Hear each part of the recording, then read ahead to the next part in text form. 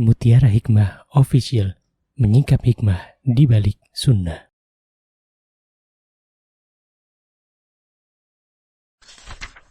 Salurkan donasi terbaik Anda untuk mendukung dakwah Mutiara Hikmah Official.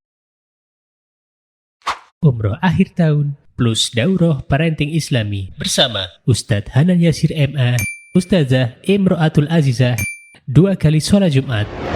Kelas Daurah Parenting setiap hari. Konsultasikan dan daftarkan diri Anda sekarang juga. Mari kita ikut serta dalam pembebasan tanah wakaf untuk pembangunan Masjid Mutiara Hikmah. Estimasi kebutuhan dana sebesar Rp1.125.000.000. Bagi Anda yang ingin menyalurkan donasi, bisa melalui rekening Bank BSI di nomor rekening 2200220245 atas nama Masjid Mutiara Hikmah.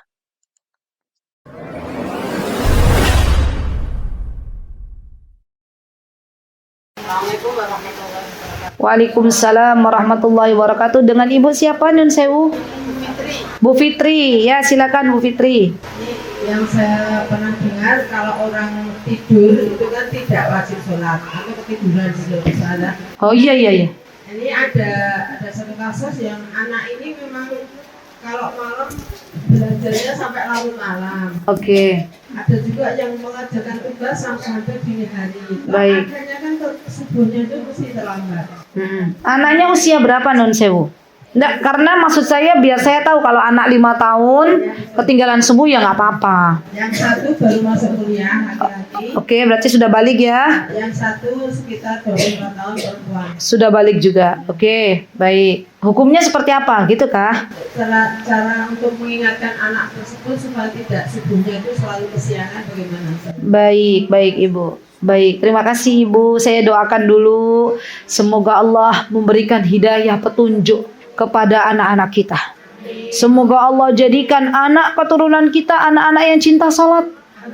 Semoga Allah lembutkan hati anak-anak kita. Rabbana hablana min azwajina wa dhurriyyatina qurrata a'yun waj'alna lil muttaqina imama. Rabbi ja'alna muqimas salata wa min dhurriyyatina. Rabbana wa taqabbal du'aina. Ibu yang diberikan ujian oleh Allah, anak yang susah salat, perbanyak baca doa ini. Rabbi ja'alni, tulis. Rabbi ja'alni muqimas salati wa min dzurriyyati. Rabbana wa taqabbal du'ai. Ini doanya Nabi Ibrahim alaihissalam. Rabbi ja'alni, ya Allah, jadikanlah hamba, jadikanlah saya. Dijadikan, minta sama Allah untuk jadikan apa? Muqimas salat, orang-orang yang menegakkan salat, termasuk mencintai salat. Wa min dzurriyyati, dan anak keturunan saya.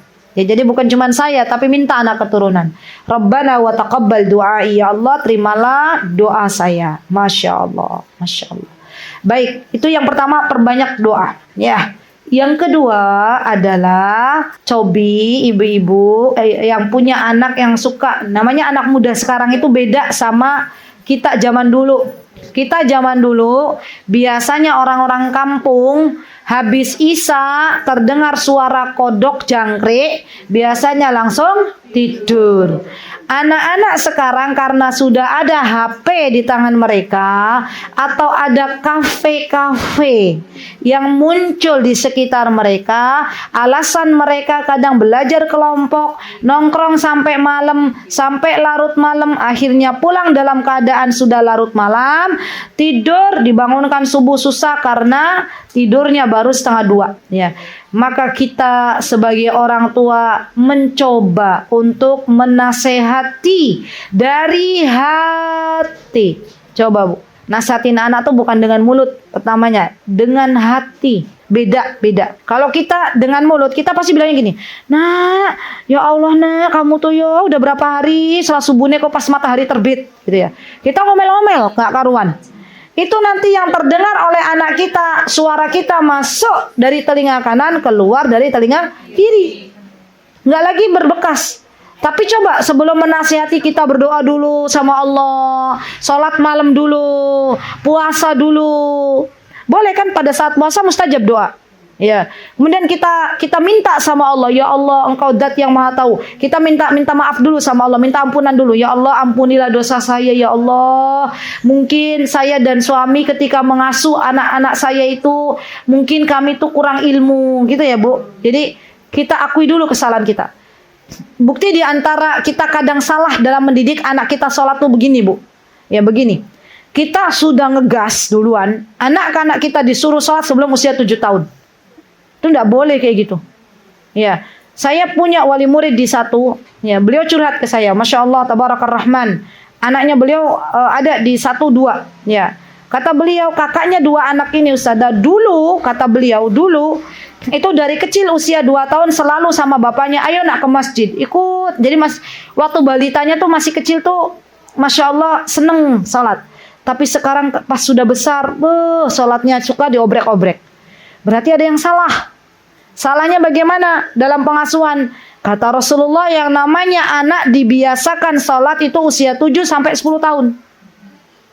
Tapi kita kadang anak baru lahir owek-owek jebrol, perempuan langsung dipakein kerudung. Anaknya sumuk, ya. Kan gak ada kewajiban dia pakai kerudung. Orang Arab itu pakai kerudung kapan Bu ini? Pas balik, rapet semuanya. Ya, kita tuh kadang terlalu ngegas, anak TK diajarin manasik haji. Pernah lihat ibu-ibu? Apakah tidak ada kurikulum yang lebih baik, ya kan? Terus untuk apa? Kalau bukan orang tuanya yang pengen selfie, ya, dengan anaknya. Jadi, Masya Allah, di tempat kita ini semuanya ibu-ibu, kita sedang berbenah, belajar lagi. Bahwa sebenarnya anak-anak kecil itu bukan langsung dididik untuk bergegas sholat di waktu balitanya, tapi didiklah untuk mencintai Allah. Itu pondasi awal. Orang anak kalau sudah mencintai Allah, maka dengar adzan langsung berangkat. Ya.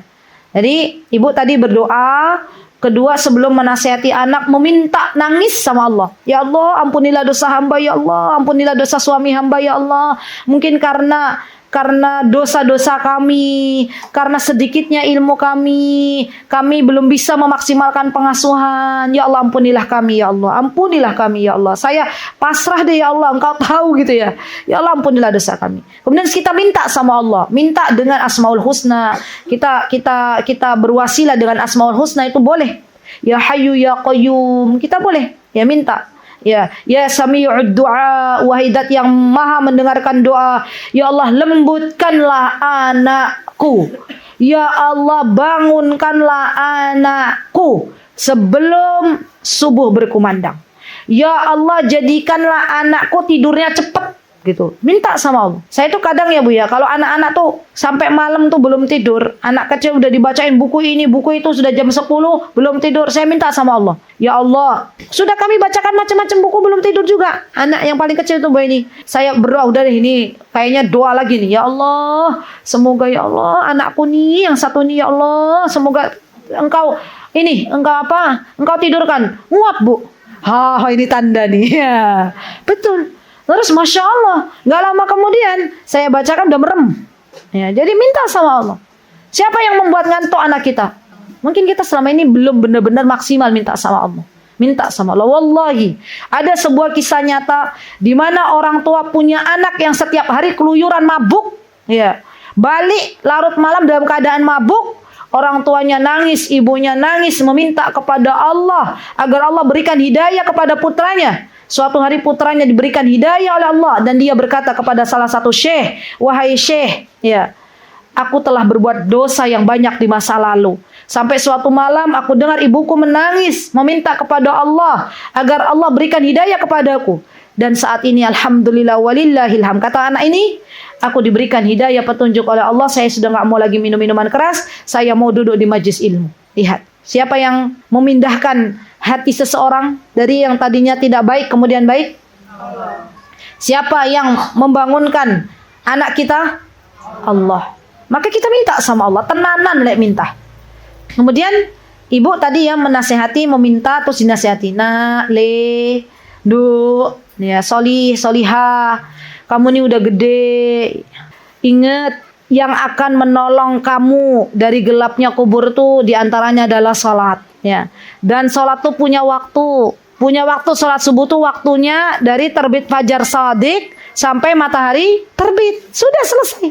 Kalau kamu sengaja bangun setelah matahari terbit, berarti sholatmu nggak diterima.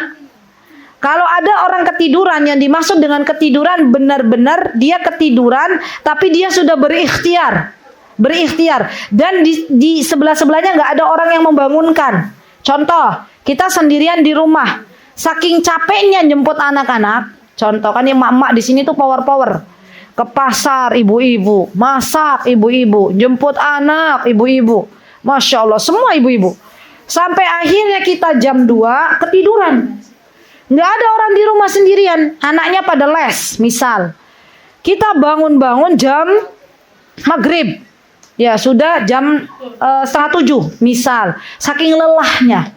Atau kita tidur 2:30, bangun jam 7. Astagfirullahaladzim, asarnya lewat. Kan 2:30, jam 2 Ummu Qurrata. Yo kalau ngantuk tenan. Nah. Pernah nggak sih ibu-ibu ngantuk tenan? Ngantuk. Kan saking capeknya. Makler gitu ya. Nah, makler tapi maklernya lama. Makler tuh sebentar. Jam 6 baru bangun. Ya, sudah waktu maghrib. Astagfirullahaladzim. Sudah jam 6 saya belum sholat. Cepet-cepet tuh. Ambil air wudhu sholat. Ya, itu yang dimaksud ketiduran. Kemudian dia langsung sholat. Tapi kalau di sebelah-sebelahnya ada anak, ya maka nitip ke anak-anak, nitip ke orang rumah. Nah, ibu mau tidur, capek banget, tolong bangunkan sholat asar. Nah, gitu ya. Begitu ibu. Wallahu ta'ala a'lam. Mutiara Hikmah Official, menyingkap hikmah di balik sunnah.